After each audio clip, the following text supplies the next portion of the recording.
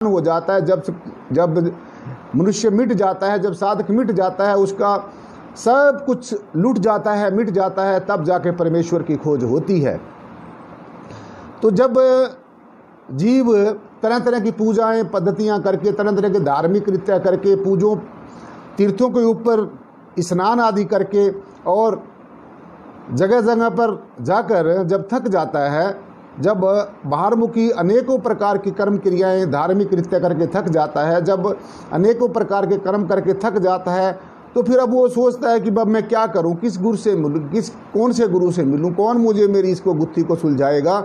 तो तब बस समझ लेना यहीं से ही परमेश्वर की जो है शुरुआत शुरू हो जाती है, परमात्मा का सूत्रपात हो जाता है, परमात्मा को मिलने की यहीं से ही प्रेरणा शुरू हो जाती है, आप ऐसा समझिए। मैंने बताया आपको कि पहला जो परमेश्वर का जो स्वरूप है, जो शब्द है, वो वर्णात्मक नाम है। अब हम चलेंगे धुनात्मक नाम की तरफ कि धुनात्मक नाम क्या होता है, कहाँ मिलता है। तो मैं आपको साध संगत जी बताना चाहूँगा, धुनात्मक नाम कहीं ढूंढने की जरूरत नहीं है। ये जो शब्द धुन है, देखिए अलख पुरुष की शब्द निशानी अलख पुरुष से का स्वरूप शब्द है और शब्द की फिर एक धुन है। उस शब्द तक पहुंचने के लिए एक फिर आवाज़ है। जैसे मेरी आवाज़ आपको सुन रही है, मेरी आवाज़ के माध्यम से आप मुझ तक पहुंच रहे हैं। तो ये जो आवाज़ है, ये जो आवाज़ है, जो बाहर की ये जो आवाज़ें हैं, जब हमारी सूरत बाहर होती है तब ये बाहर की आवाज़ें सुनती है।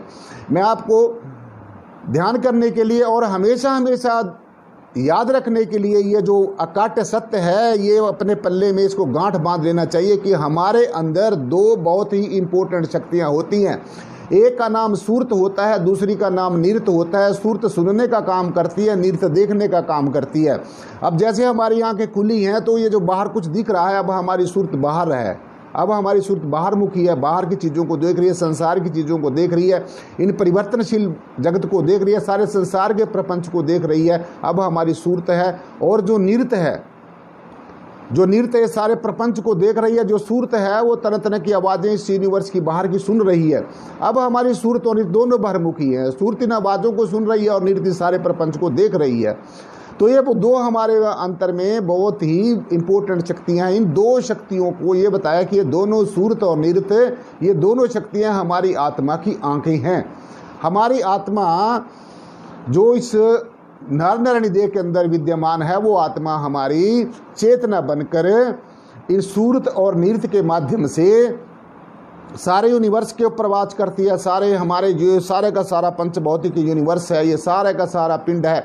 जो इस पिंड के अंदर है वही ब्रह्मांड के अंदर है। जो पिंडे सो ब्रह्मांडे, जो खोजे सो पाए, जो खोज करेगा उसी को मिलेगा। सिद्धों का मार्ग साधक नहीं पाया। जो साधक बनना चाहता है, जिज्ञासु है, उसी को ही परमेश्वर के साथ मिलने का मौका मिलता है, परमेश्वर के साथ प्रेम प्रीति और प्यार करने का मौका मिलता है। और वो सफल भी तभी होता है जब वो इस तरीके से परमेश्वर को भजता है। दो तरह का मैंने नाम बताया, एक वर्णात्मक नाम, अब दूसरा धुनात्मक नाम, जो बड़ा इंपॉर्टेंट है, जो भक्ति मार्ग का सार है। जब तक धुनात्मक नाम को नहीं भी सुनोगे तो ये धुनात्मक नाम क्या है। ये साध संगत जो धुनात्मक नाम है, परम पूजनीय वंदनीय सदगुरुदेव गुरु नानक साहब जी महाराज ने एक जगह बताया है कि रूप न रेख न रंग, कि परमात्मा के अंदर ना रंग होता है, ना रूप होता है, ना आकार होता है। यानी कि परमात्मा निराकार है, निर्गुण है, निर्वाणी है। हमारे अनेकों गुरुओं ने ये बात बताई। जो दूसरा जो शब्द है, दूसरा जो शब्द का स्वरूप है, वो है धुनात्मक नाम। धुनात्मक नाम यानी कि शब्द धुन, शब्द के अंदर से निकली एक धुन। ये धुन क्या चीज़ है, अब हम ये सोचेंगे। ये जो शब्द धुन है, ये जो धुनात्मक नाम है, ये सारे यूनिवर्स के अंदर भी है, हमारे अंदर भी है, इस यूनिवर्स के अंदर भी है, हमारे अंदर भी ये धुन हमेशा चल रही है। और ये जो चेतना है, ये जो शब्द की चेतना है, ये सारे यूनिवर्स के जो जिंदा रहने का कारण है, ये शब्द की ही चेतना का स्वरूप है, सब शब्द की चेतना के कारण है। और हम भी जो जिंदा है वो भी शब्द की चेतना के कारण ही है।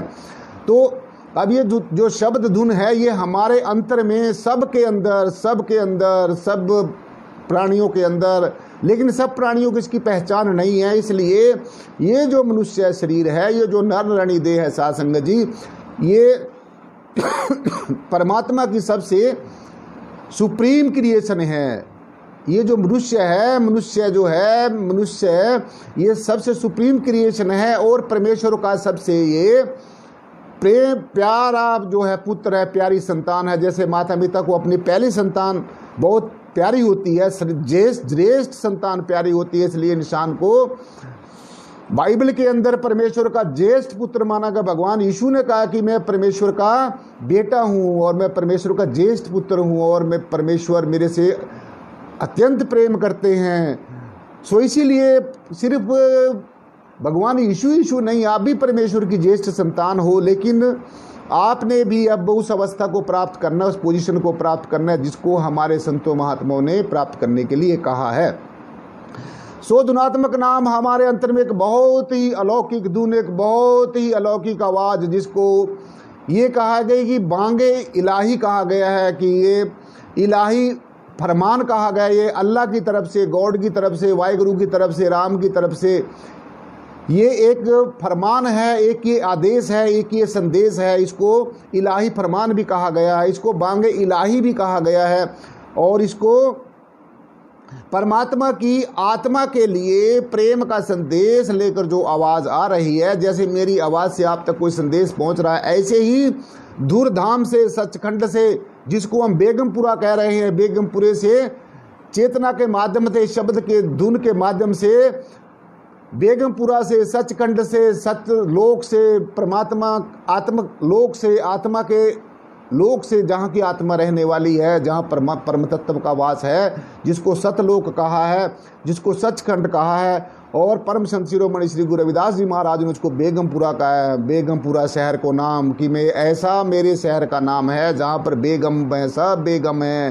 कोई गम नहीं है, कोई खुशी नहीं है, बस हर समय एक शब्द की जंकार है, एक शब्द की टंकार है, बस हर समय एक मौज है, एक मस्ती है, मस्तानों का देश है, ऐसा मेरा देश है, बेगमपुरा है, जहाँ पर किसी तरीके का गम नहीं है।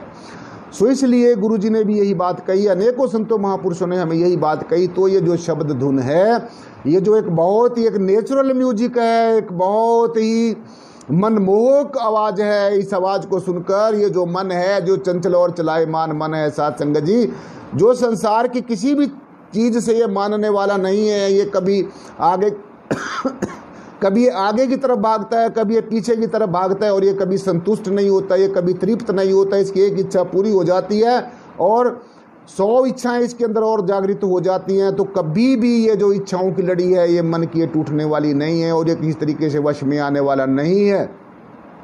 सो सिर्फ और सिर्फ इस मन को समझाने के लिए, इसको रिझाने के लिए साध संगत जी, जो शब्द धुन है, जो हमारे अंतर में बहुत ही मनमोहक और बहुत ही सुरीली धुन हर समय हो रही है, जिसे परम श्रद्धेय परम पूजनीय सदगुरु नानक साहब जी महाराज ने कहा है कि धुर की वाणी आई जिन्हें सगली चिंत मिटाई, कि हमारे अंदर में एक ऐसी वाणी हो रही है, हमारे अंदर में एक ऐसा अलौकिक संगीत हो रहा है, एक ऐसी नेचुरल म्यूजिक हो रहा है।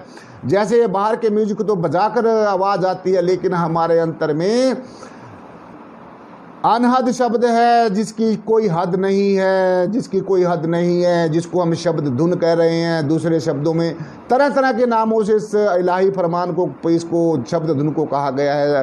सभी शास्त्रों ग्रंथों में इसको अलग अलग नामों से पुकारा गया है।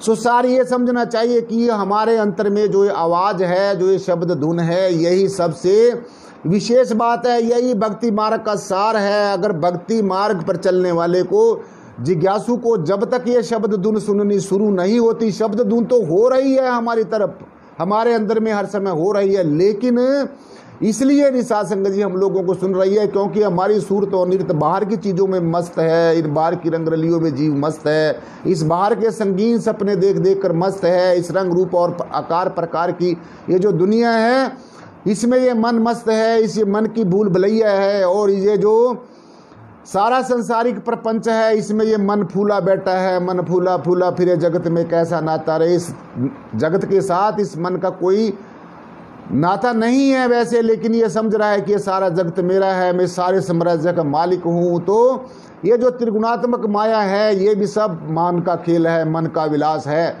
तो इस मन को, जो इतने बड़े साम्राज्य का मालिक है, इसकी जो माया है बहुत ही प्रबल है, बहुत ही विकट है।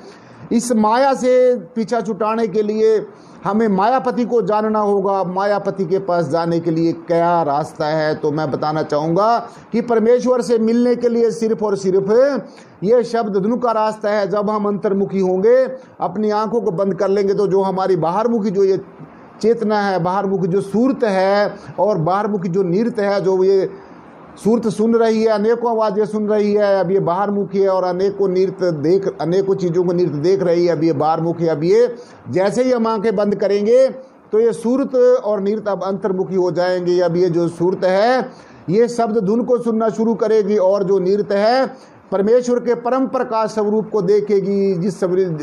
ये जो प्रकाश का पुंज है, ये जो दिव्य ज्योति है जो हमारे अंतर में हर समय जल रही है, इसके अंदर कोई तेल नहीं डालने की जरूरत, कोई घी नहीं डालने की जरूरत, कोई बाती नहीं डालने की, जो स्वतः ही जल रही है, ये परमेश्वर की ज्योति है। क्या तुम्हें पता नहीं है? क्या आपको ये मालूम नहीं है कि ये जीवन ज्योति है, और यही ज्योति हमारे जीने का जो है, हमारे जीने का कारण है, हमारे जीवन का आधार है, इसलिए इसको जीवन ज्योति कहा गया है। तो जब आप अंतर्मुखी हो जाओगे